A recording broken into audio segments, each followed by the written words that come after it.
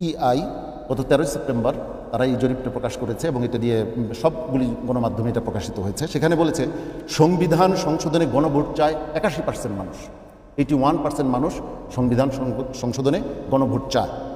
আগে সংস্কার চায় 59% মানুষ, আগে নির্বাচন চায় 12% মানুষ, সংস্কার এবং নির্বাচন একসাথে চায়, মানে সংস্কারও হোক নির্বাচনও হোক, এটা চায় 29% মানুষ। এবং সবচেয়ে সিগনিফিক্যান্ট হলো পিআরের পক্ষে মতামত দিয়েছে 83% মানুষ, যেটা এর আগে আরেকটা সংস্থা জরিপ করেছিল, সেখানে বোধহয় 71 ছিল। ক্রমান্বয়ে মানে মানুষের মধ্যে পিআর জনপ্রিয় হয়ে উঠছে। মানুষের পালস বোঝাটাই হচ্ছে রাজনীতি। আগে একটা কথা ছিল যে দেয়াল লিখন যারা পড়তে পারে তারাই রাজনীতি করতে পারে। উনি আমাদেরকে শিশু সুলভ বলছেন, ক্ষুদ্র স্বার্থে বলছেন।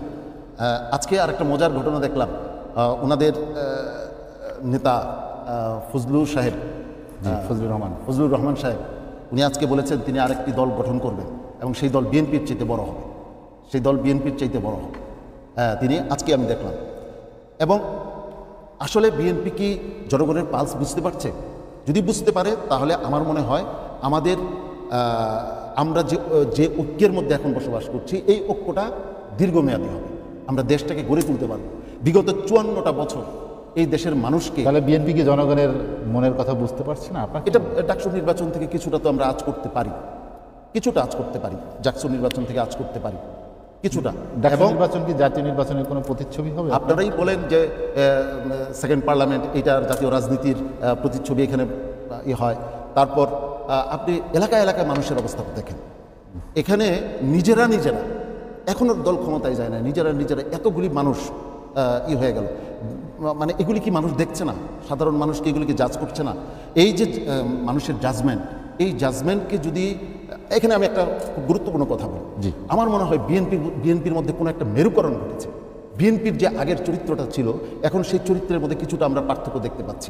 বিএনপি আগে ইসলামী মূল্যবোধের কথা বলতো, এখন তারা ইসলামী মূল্যবোধকে দক্ষিণপন্থা বলেন এবং মৌলবাদের উত্থান বলেন। আমি দুই একটা পয়েন্ট আপনাকে দিই যেটা আমার খুব আশ্চর্যান্বিত হয়েছি। আপনি জানেন চার্লি নামে একজন ব্যক্তি মারা গেল, একজন বামপন্থীরা তাকে শুট করে হত্যা, মার্কিন যুক্তরাষ্ট্রে। এই চার্লি ছিল ইসলাম বিরোধে একেবারে একটা, মানে তার ভয়েস ছিল একেবারে সবচেয়ে উচ্চতর। সেই চার্লির সাথে বিএনপি মিটিং করছে। সেই চার্লির মৃত্যুতে তারেক রহমান যে শোক বার্তা দিয়েছেন, এটা এদেশের ইসলাম প্রিয় মানুষদেরকে মারাত্মকভাবে মানসিকভাবে আঘাত দিয়েছে। কারণ হচ্ছে আমাদের যখন মানে আমাদের ইসলামের প্রতিনিধিরা যখন ফিলিস্তিনে মারা যাচ্ছে, একজন এই কয়েকদিন আগে মারা গেল, ওই ক্ষেত্রে আমি শোকবার্তা দেখলাম না, কিন্তু সেই ফিলিস্তিনের বিরুদ্ধে যার ভয়েস ছিল সবচেয়ে উচ্চকিত, তার মৃত্যুতে উনি যে শোকবার্তাটা দিলেন, এটা আসলে কাকে মানে সন্তুষ্ট করার জন্য, এটা নিয়ে একটা কানাঘুষা চলছে। আচ্ছা, এবার আসি যে ওনারা হয়তো ভাবছেন যে বিশ্ব ব্যবস্থাটা আগের মতোই আছে, কিন্তু বিশ্ব ব্যবস্থা যে চেঞ্জ হয়ে যাচ্ছে, আমূল পরিবর্তন হয়ে যাচ্ছে। এখন আর পাশ্চাত্যের ট্যাবলেট, ভারতের ক্যাপসুল খেয়ে এখন আর আমাদের মতো দেশগুলিতে আর যে ক্ষমতায় আসীন হওয়া যাবে না, এটা আমাদের সবাইকে উপলব্ধি করা উচিত বলে আমি মনে করি। এবং বিএনপি আরেকটা কথা বলেছে, তাদের 31 দফায় রেইনবো নেশনের কথা আছে। এটাকে কেউ ব্যাখ্যা করেছে যে মানে ইনক্লুসিভ সরকার, কিন্তু রেইনবো এটা কিন্তু আরও একটা বিশেষ সাইন। হ্যাঁ, আজকে আমি আরেকটা জিনিস দেখলাম, সেখানে তারেক রহমানের আরেকটা মানে ফেসবুক স্ট্যাটাস, সেখানে তিনি নারী পুরুষের এবং অন্য যে কোনো লিঙ্গের সমতা নিশ্চিত করুন। নারী পুরুষের বাদে আমরা তো আর কোনো লিঙ্গ চিনি না, আরেকটা আছে হিজড়া আমাদের, কিন্তু ট্রান্সজেন্ডারকে আমাদের দেশে বৈধতা দেওয়ার যে প্রক্রিয়া চালু হয়েছে, এগুলি খুব বিষয়। কিন্তু এই ছোট্ট ছোট্ট বিষয়গুলো গণমানুষের চিন্তা, গণমানুষের মানে অনুভূতিকে আঘাত করে। আমাদের দেশের সংস্কৃতি ট্রান্সজেন্ডারকে কখনোই অ্যাকসেপ্ট করবে না, সেটা পাশ্চাত্য গেলানোর চেষ্টা করলেও আমাদের দেশের মানুষ অ্যাকসেপ্ট করবে না।